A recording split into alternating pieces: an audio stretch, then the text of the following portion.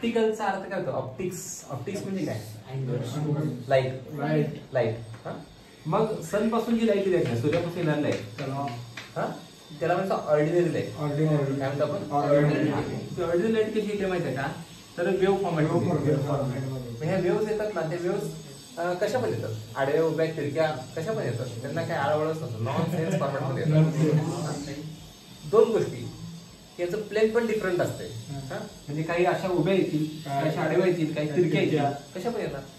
आणि वेव्ह म्हणजे कसं, हे छोटे छोटे छोटे छोटे ना क्वांटम एनर्जी असते, एनर्जी बंडल असे ना, कळते का? हा एक म्हणजे काय असं माहिती आहे, क्वांटम एनर्जी बंडल, एनर्जीचा पॅकेट. हे एनर्जी पॅकेट एकामागे सरळ येणार नाही, मग यांचं प्लेन कसं असते? डिफरंट. प्लेन म्हणजे कसं, असे येतील किंवा असे, समजा एखादी दोरी आपण एका टोकाला बांधली, दुसऱ्या टोकाला असे जर त्याला लूप्स दिले, समोर बघणाऱ्याला ती अशी वेव्ह दिसेल, ते आपण अशी हलवल्यानंतर अशी दिसेल, अशी केली तर कळते का? समजते?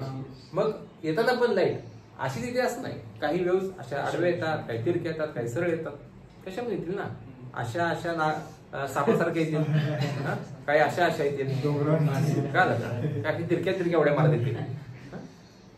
मग ह्या वेव्स मध्ये दोन गोष्टी डिफरंट असतात. एक तर यांचा प्लेन डिफरंट असतो, वेगळ्या प्लेन मध्ये येतात, आणि दुसरी गोष्ट म्हणजे यांची वेव्हलेंथ डिफरंट असते.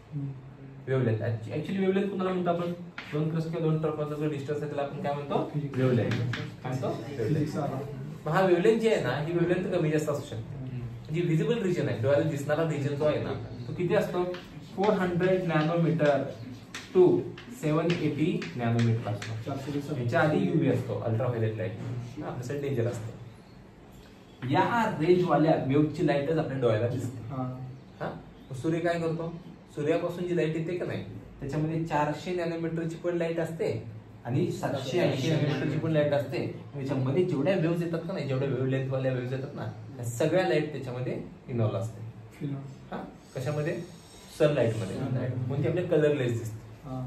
पण तीच लाईट जर आपण प्रिझम मधनं पास केली तर सात रंग दिसतात, वेगळे काय दिसतात माहितीये का? तर यांचं सेपरेशन होते. प्रिझम काय करतोय?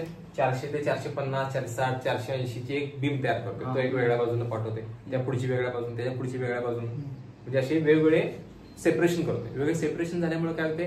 सेपरेट एक स्पेसिफिक वेव्हलेंथचा बंच तुम्हाला दिसला तर कलर दिसतो. कलर का ऑब्झर्व होतो? तर त्या कलर ऑब्झर्व होण्यासाठी हे जे काही सूर्याच्या लाईट मध्ये जे काही नंबर ऑफ टाइप्सच्या वेव्स त्याच्यामध्ये इन्व्हॉल्व आहेत का नाही, नंबर ऑफ टाइप्सच्या वेव्सचे रेज आपल्यापर्यंत येत आहेत, तर त्याच्यामध्ये ते सगळं कारण आहे. मी तुम्हाला डीएनएफ मध्ये शिकवणार आहे ते. बरं, ह्या वेव्स तुमच्यापर्यंत येणार आहेत. मग ह्या वेव्सचा आणि आपल्या आयसोमेरिझमचा काय संबंध आहे? Optical isomerism. ऑप्टिकल आयसोमेरिझमने काय करायचं माहिती आहे का? वेव्हचा वापर करून घ्यायचा आहे. आता ह्या वेव्स आलेल्या कशा आहेत? तर ह्याचा प्लेन पण कसं आहे? डिफरंट आहे. मग प्लेन पण डिफरंट आहे. आणि काय बघा, ही पहिली वेव्ह अशी उभी आली, ही दुसरी वेव्ह कशी आली? अशी आडवी. ही वेव्ह कशी आली? तिरकी. आणि ही वेव्ह कशी आली? अशी तिरकी आली. कळतंय? आता ही वेव्ह काय करूया आपण? ह्या वेगवेगळ्या वेव्हलेंथ आणि प्लेन पण वेगवेगळ्या आहे. तर ही वेव्हलेंथ आपण एका स्पेसिफिक टाईपच्या प्रिझम मधनं काढून घेऊया. आणि तुम्हाला जे पाहिजे असेल त्या वेव्हची वेव्हलेंथ वाली लाईट तुम्ही घ्या. ती कोणती कशी ठरवायची? तर कंपाऊंडर ठरवायची. कंपाऊंड टू कंपाऊंड बदलणार. आणि ही एका स्लिट मधनं पुढे पाठवायची. स्लिट कळते का तुम्हाला? स्लिट म्हणजे अशी बघा, अशी छोटीशी असते. समजा दरवाजात तुम्ही कसं आला? उभा आला ना, काढवा आला. एखाद्या आडवा नाही म्हटलं तर येईल का दरवाजा? उभंच आणायला लागणार ना. होय का नाही? होय का नाही? आडवा अजिबात येणार नाही. आडवा म्हणजे तुम्ही नक्सर असं, म्हणजे आडवा म्हणजे इकडे पाय धटणार, इकडे डोकं धटणार. आणि त्यात तसं आणायचं म्हटलं तरी ते डोकं फुटणार होते. तसं आणायचं नाही. मग ती वेव्ह असं, म्हणजे बाकीच्या वेव्ह आहेत का नाही, अशा तिरक्या वगैरे जाणाऱ्या, आळवळा नसणाऱ्या नॉन सेन्स वेव्ह ह्या मागे थांबतात. आणि फक्त एक तुम्हाला प्लेन पोलराइज लाईट मिळणार बघा, फक्त उभ्या व्हायब्रेट होणार लाईट मिळणार. तर यांची वेव्हलेंथ पण कशी असते? वेव्ह सेम आणि वेव्हलेंथ पण सेम आणि प्लेन पण कसं असते? सेम. म्हणजे वेव्हलेंथ पण सेम आहे आणि प्लेन पण सेम आहे. अशी सुसंस्कारित तुपातनं तळून काढलेली प्लेन पोलराइज्ड लाईट तुम्ही तयार करून घेतली, त्याचा वापर करायचा. कळलं? ह्याचा वापर करायचा. मग ह्या लाईटचा वापर करून आपण कंपाऊंड शोधायचे. आता कंपाऊंड शोधायचे म्हणजे ऑप्टिकल आयसोमेरिझम बघायचा आहे. ही कसली लाईट आहे? ही प्लेन पोलराइज्ड लाईट आहे. कसली लाईट? Plain polarised. आता ही प्लेन पोलराइज्ड तुमच्या समोर आहे. आता ही काय करायची मग? कुठली लाईट आहे सांगा बरं? आवाज. Plane polarised light. ह्याची प्लेन पण कसं असते? सेम. वेळेत पण कशी असते? सेम. आता ही प्लेन पोलराइज्ड लाईट तुम्ही काय करायचं? एका टेस्ट्यूब मधून किंवा याला ऍक्च्युली क्युवेट म्हणतात, त्या टेस्ट्यूब मध्ये पास करताना तुम्ही जे सोल्युशन घेणार आहे, तुम्ही ज्या कंपाऊंड मध्ये अभ्यास करायचा आहे तो कंपाऊंड इथं भरायचा. तो कंपाऊंड इथं भरला बघा असा, ठीक आहे. मग हा प्लेन पोलराइज्ड लाईट यातून पास होत असताना या प्लेन पोलराइज्ड लाईटला जर ह्या कंपाऊंडनं राईट हँड साइडला रोटेट केलं बघा, काय होता असं तू काय झाला. आधी सरळ होता नंतर वाकडा झाला. आधी सरळ होता एका लाईन मध्ये गेला, पण कसं कुठल्या साईडला गेला? राईट साईडला रोटेट झाला. कुठं रोटेट झाला? राईटला रोटेट झाला. ठीक आहे. आता राईटला रोटेट झाला म्हटलं त्याला म्हणायचं डेक्स्ट्रो. काय म्हणायचं? डेक्स्ट्रो. काय म्हणायचं? Dextro rotatory compound. कसला? Dextro rotatory compound. Dextro D दाखवतो. डी दाखवायचा किंवा प्लस दाखवायचा. Dextro rotatory compound. कळलं? आता बघा पुढे समजा ह्यानं जर लेफ्टला रोटेट केला, जाताना कसा गेला? सरळ. आणि बाहेर पडताना कसा बाहेर पडला? हा, म्हणजे पुष्पाहून बाहेर पडला असा होईल. सरळ हा राईट वाला पुष्प आहे, लेफ्ट वाला पुष्प. राईट वाला पुष्प म्हणजे काय? डेक्स्ट्रो.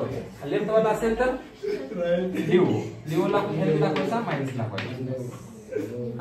मग जो कंपाऊंड, जो आयसोमर लाईटला राईट साइडला रोटेट करतो त्याला म्हणायचं डेक्स्ट्रो रोटेटरी कंपाऊंड.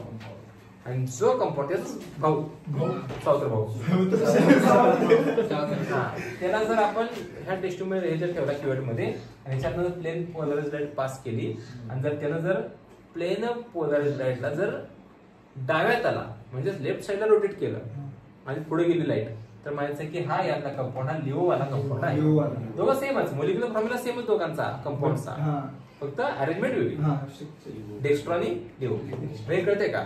आणि कधी कधी काय होते, कंपाऊंड ऑप्टिकल इनऍक्टिव्ह असेल ते म्हणजे लाईट येऊ दे जाऊ दे आम्हाला काही फरक पडत नाही, लाईट जशी आली तशी निघून गेली.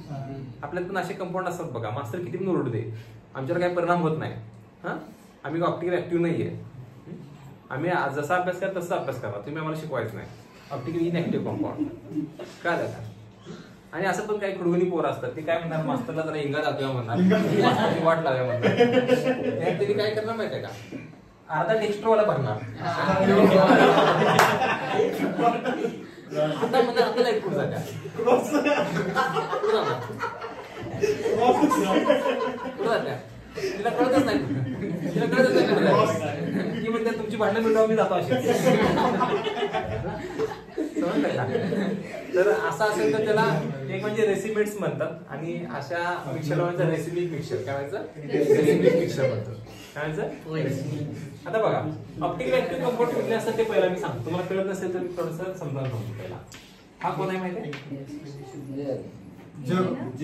चहाचा कप. थांबा लय गडबड करताय. हा आता गळत्या म्हणून काय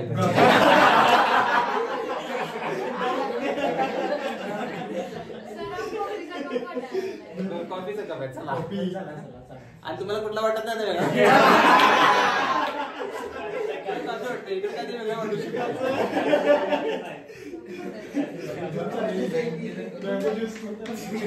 पाहिजे असं पाड्या बघा असा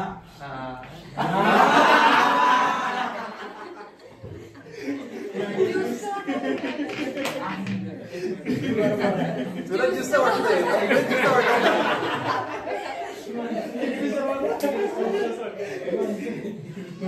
म्हणून गोव्याला नाही मला एक ट्रिप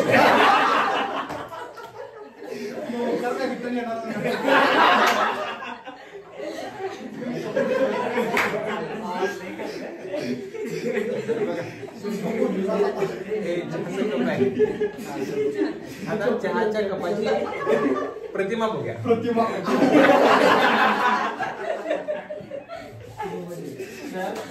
या कपाची प्रतिमा बघितली.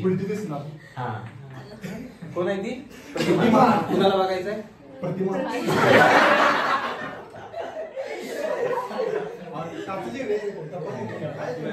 आता कपाची प्रतिमा बघितली, जेव्हा बघितलं तर तिला बघायचं हा असं आहे.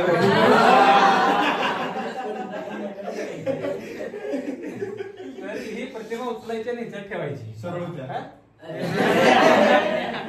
सुपर इम्पोज होते का नाही बघा. सुपर इम्पोज म्हणजे काय माहितीये का? बरोबर याचं एक्झॅक्ट सुपर इम्पोज व्हायला पाहिजे. होते का नाही? त्याचा हँडल इकडे आहे, त्याचा हँडल इकडे आहे. सुपर इम्पोज होत नाही म्हणजे काहीतरी वेगळं आहे. वेगळं असेल तरच ऑप्टिकल ऍक्टिव्ह कंपाऊंड बोलायचं. वेगळा असेल तर ऑप्टिकल ऍक्टिव्ह. मग फरक कळतो ना आपल्याला. हा वेगळा आहे, हा वेगळा आहे. दोघं पण सेम असते तर फरक करणार आहे का? नाही. समजा फॉर एक्झाम्पल आता काय जणांना आपलं जग आवडत नाही, काय ग्लास आवडत. ग्लास म्हणणार, ग्लास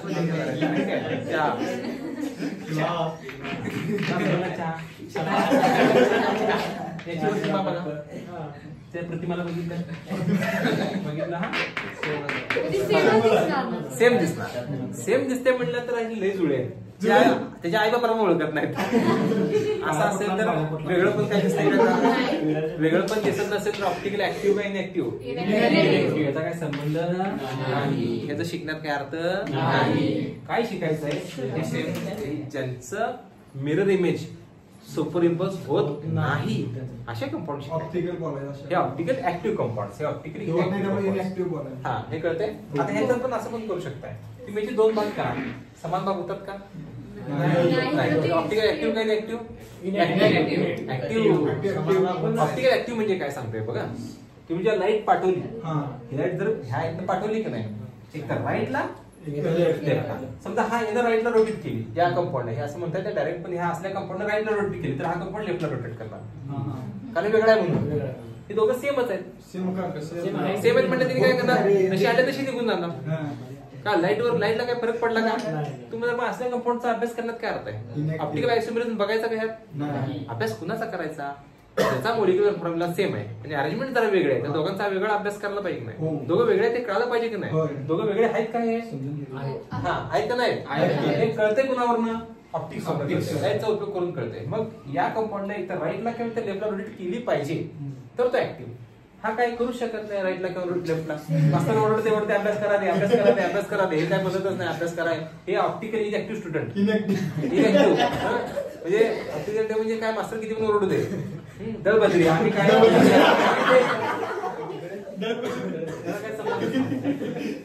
हे कळते का? कोण नाही मला. आता आपण असे कंपाऊंड बघायचे. आता पहिला कंपाऊंड तुम्हाला एक दिलाय का? कुठला बघा बरं?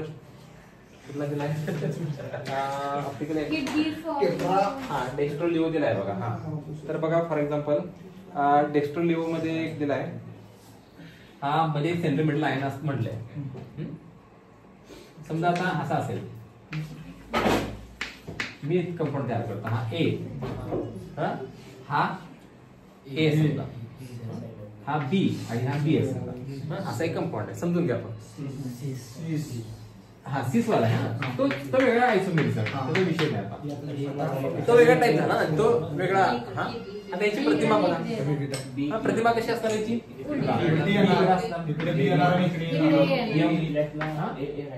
आणि आता मला सांगा हिला उठला प्रतिमाला तर बघा तिला उचलायची प्रतिमा आणि मग बी वर कोण आला? बी वर याला सुपर इम्पोज झाली का? ए वर यायला पाहिजे होता, सेम यायला पाहिजे होता. झाली का? मग दोन कंपाऊंड वेगळे आहेत का सेम आहेत? वेगळे असले की ऑप्टिकल ऍक्टिव्ह. म्हणजे लाईटचा वापर करून आपण सांगू शकतोय की हा वेगळा आहे, हा वेगळा आहे. ऑप्टिकल ऍक्टिव्ह लाईट जेव्हा ह्याच्यावर टाकली जाते, ह्याच्यावर लाईट टाकली की समजा ह्यानं राईटला रोटेट केली, लाईटला काही सेन्स केला ना ऑप्टिकल ऍक्टिव्ह. म्हणजे ऑप्टिक्स त्याच्यापर्यंत गेल्यानंतर लाईट गेल्यानंतर काही लाईटला फिरवलं गेलं ऑप्टिकल ऍक्टिव्ह. लाईट गेल्यानंतर त्या लाईटला काहीतरी त्याला फिरून पाठवला पाहिजे की असे क्या हो गए, ऑप्टिकल ऍक्टिव्ह. काहीतरी बदल झाला का नाही, बदल झाला की ऑप्टिकल ऍक्टिव्ह म्हणायचं. आणि जर बदल झालाच नसता तर ऑप्टिकल इनऍक्टिव्ह असा कंपाऊंडचा अभ्यास करायचाच नाही आपल्याला केमिस्ट्रीमध्ये, त्या आयसोमेरिझम मध्ये. कळलं का? होय नाही. म्हणजे ही जी मिरर इमेज आहे हा ओरिजिनल इमेजवर सुपरइम्पोज व्हायला पाहिजे का नको? सुपरइम्पोज व्हायला पाहिजे. हा, सुपरइम्पोज झाली तर तो ऑप्टिकल इनऍक्टिव्ह असतो. त्याचा अभ्यास करायचा संबंधच नाही. सुपरइम्पोज झाली तर इनऍक्टिव्ह, काय संबंध नाही. दोन्ही सेमच आहेत. काय शिकायचं? अरे दोन वेगळं असेल तर शिकणार ना तुम्ही. दोघांचं वेगळं असेल तर शिकणं म्हणजे ऑप्टिकल ऍक्टिव्ह कंपाऊंड. मग शिकायचं आपण मग पुढचं डेक्स्ट्रो लिहू. अरे कळतंय का नाही? सेम सिमिलर आहे. दोन जुळे भाऊ आहेत, आई बापा ओळखत नाही. अशा दोघांचं काय तुम्हाला ओळखणार आहे का? हा कोण दोघं? एक काहीतरी कांड करून द्या, दुसरं मार खाणार. असलं काय असलं काय सोडून द्यायचं? असलं काय हे बेंच लिहून करे ऑइल पेंटचा डबा आणायचा, सगळी बेंच रंगवून द्यायचं.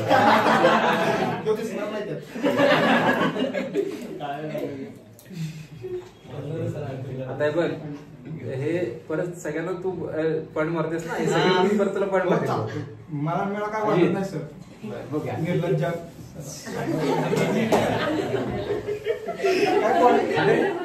तुझी 11वीला जेव्हा आला ना पहिले थोडा शांत असा ना की आता ही पोरग बोलते का नाही. आता ह्याला शांत बस म्हणायला टेन्शन आहे, समज नाही टेन्शन समजते. तुमच्या सारखं म्हणत होते झाडावर चढवा. झाडावर चढवा काही समज नाही सर. हरभरा शिजलाय का? हरभरा शिजलाय का? खाली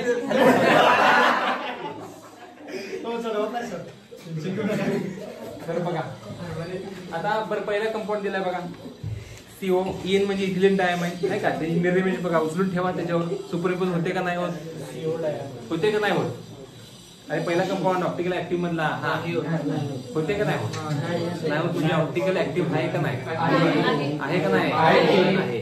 मग एक आहे तो डेक्स्ट्रा, एक आहे तो लिव्ह आहे.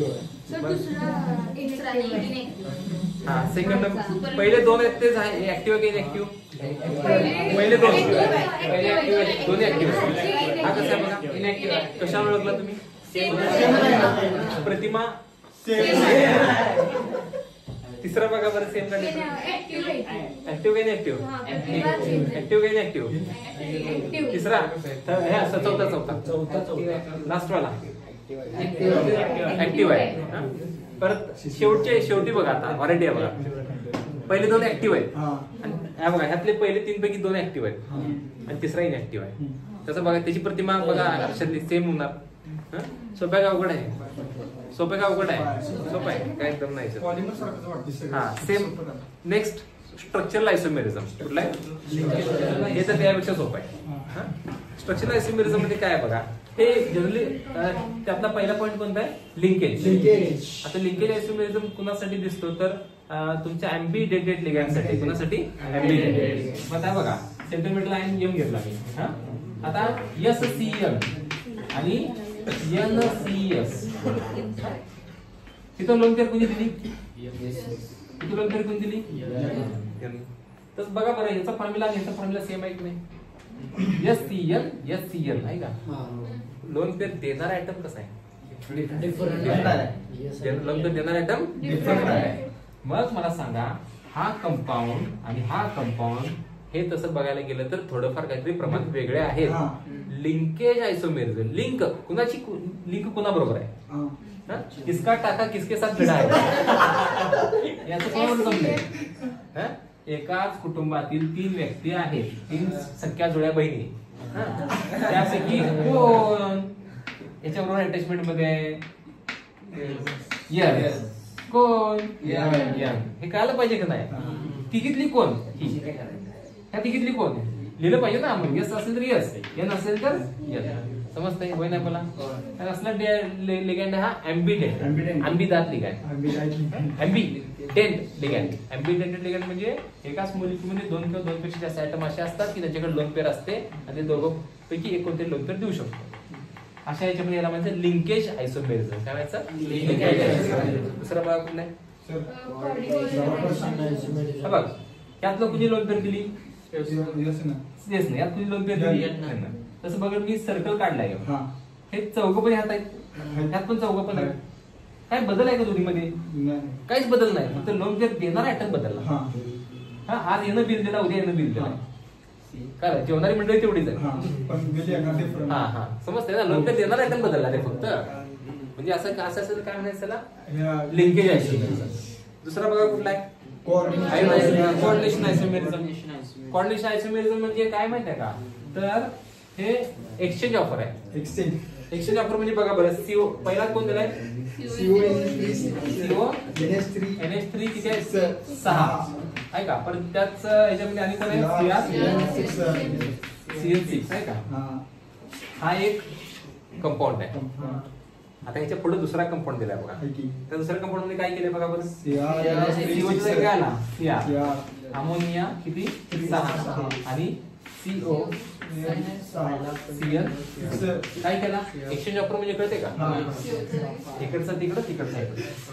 समजले का? होय नाही? एक्सचेंज ऑफर माहिती आहे ना? मग याच्यामध्ये बघा, CO कोणाला अटॅचमेंट मध्ये?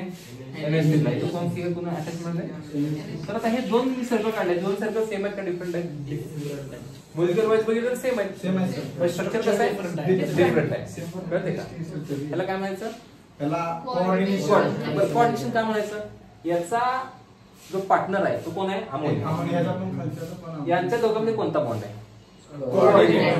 म्हणून त्याला कोऑर्डिनेशन. पार्टनर बदलला रे, त्याचा पार्टनर आहे NH3, या सीओचा पार्टनर आहे CN. कोऑर्डिनेशन बॉन्ड कुणी बनवलाय? त्यात अमोनियानं इथं CN. तो नंतर देणारा हे स्पेसिस बदलली. कोऑर्डिनेशन समजला. तिसरा आहे आयोनायझेशन. कोण आहे? आयोनायझेशन आणि पुढचा हायड्रेट सेमच आहे बरं का, दोन्ही सेमच आहे. सॉल्व्हेट. हा बघा, आयोनायझेशन मध्ये मी तुम्हाला एक एक्झाम्पल सांगतो. बघा, CO कुठलं? COCl2 NH3 NO2. हा एक मोलिक्युल घेतला. दुसरा याच्या साईडचा मोलिक्युल एक घेऊया. COCl NO2 NH3 4Cl. हा, आता बघा विषय काय झालाय? एक Cl बाहेर गेला, एक NO2 आत आला. हा, आता मला सांगा, हा जर दोन्ही कंपाऊंड बघितलं सेमच आहे बघा बरं. CO 2 Cl 2 Cl, ammonia 4 ammonia 4, एक NO2 एक NO2. सेम आहे की नाही दोन्ही पण? हा, दोन्ही सेम आहेत का नाही? आता पहिला कंपाऊंड मी पाण्यात टाकला. काय केला? पहिला कंपाऊंड पाण्यात टाकल्यानंतर ह्या दोघांचं ब्रेकअप होणार का नाही? NO2 सोडून जाणार का नाही? NO2 आयनाइज झाला. आयनायझेशन स्पियर मध्ये प्रायमरी व्हॅलेन्स आहे, NO2 निघून गेला, NO2 मायनस म्हणून बाहेर पडला. ह्या कंपाऊंड पाण्यात टाकल्यानंतर काय बाहेर पडणार? Cl मायनस बाहेर पडणार. यात NO2 बाहेर पडला आहे, यात कोण बाहेर पडला? Cl मायनस बाहेर पडला आहे. होय का नाही? मग आयोनायझेशन होत असताना NO2 बाहेर पडतो, यात Cl मायनस बाहेर पडतो. याचा अर्थ काय निघतो? कसला आयसोमेरिझम आहे? Ionisation isomerism. कळते का? होय नाही बोला. कोण आयनाइज होणार? तो बदलला हे, तो स्पेसिस बदलली की माहिती आयनाइज. चौथा बघा, सॉल्व्हेट सेम याच्यासारखाच आहे, फक्त H2O आहे बघा. पाणी आहे ना सेम याच्यासारखं सेम आहे, फक्त वॉटर तिथे इन्व्हॉल्व होणार आहे बघा. पहिल्या याच्यामध्ये H2O आत आहे, नंतर H2 बाहेर गेला आहे का? वॉटर असेल तर त्याला सॉलिड बोलायचं, सॉल्व्हेट. तिसरा चौथा सेमच आहे, याच्यामध्ये काही चेंजेस नाही. काय रिपीट? हा, समजलं?